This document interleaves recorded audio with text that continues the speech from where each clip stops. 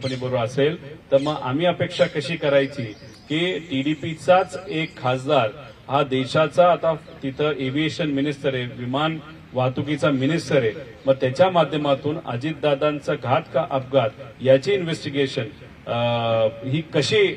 पारदर्शक पद्धतीने होईल असा प्रश्न आम्हाला त्या ठिकाणी वाटतो। त्यामुळे हे जे टीडीपीचे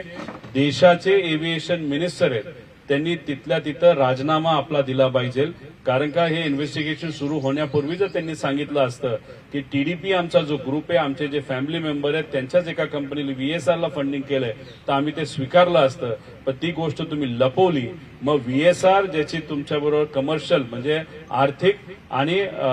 व्यावहारिक आणि काही व्यक्तिगत जर नातं असेल तर आमचं मत आहे की तुम्ही हे इन्व्हेस्टिगेशन ज्या पद्धतीने व्हायला पाहिजे ते तर होतच नाही। डीजीसीला सांगून ह्याच्यामध्ये तुम्ही खूप मोठे मॅनिप्युलेशन करू शकता, कागदपत्र हे हेरफार त्या ठिकाणी करू शकता आणि आमच्या अजितदादांना न्याय तिथं मिळू शकणार नाही, म्हणून आम्ही या मंत्र्याचा राजीनामा त्या ठिकाणी तिथं मागतो। आणि त्याच्याच बरोबर एवढे मोठे मोठे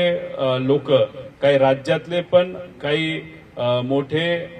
राजकारणामध्ये असणारे महाराष्ट्र राज्यातले काही राजकारणामधले लोक सुद्धा याच्यामध्ये काही प्रमाणात आहेत या व्हीएसआर कंपनी बरोबर। त्याच्या आंध्राचे काही आहेत, गुजरातचे काय आहेत, मध्य प्रदेशचे काय आहेत आणि हे इतके पॉवरफुल लोक आहेत जे बिझनेसमध्ये आहेत नाही तर ते राजकारणामध्ये आहेत। मग एवढे पॉवरफुल लोक व्हीएसआर या कंपनीच्या मागे जर असतील तर मग दादांना न्याय कसा मिळेल हा प्रश्न निर्माण होतो। त्यामुळे आम्ही व्यक्तिगत नरेंद्र मोदी साहेबांना जे या देशाचे पंतप्रधान आहेत आणि अमित शाह साहेबांना विनंती करतो की तुम्हीच तुमच्या मित्राला म्हणजे अजितदादांना तिथे न्याय देऊ शकता आणि हा न्याय देत असताना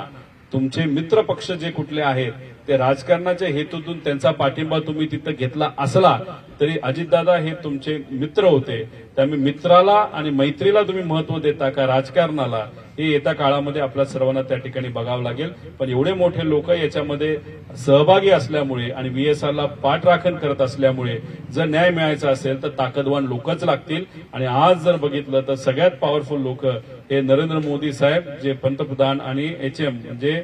शहा साहेब आहेत हेच त्या ठिकाणी देऊ शकतात। आणि इन्व्हेस्टिगेशन करत असताना जी बॉडी आहे, जी मॉनिटरिंग बॉडी आम्ही म्हणत आहोत, विरोधी पक्ष नेता म्हणून राहुल गांधीजींना सुद्धा त्या बॉडीमध्ये घेतलं पाहिजे। सुप्रियाताई आणि अजितदादांच्या पक्षातले काही लोक, काही माजी जजेस, माजी अधिकारी अशा लोकांची एक बॉडी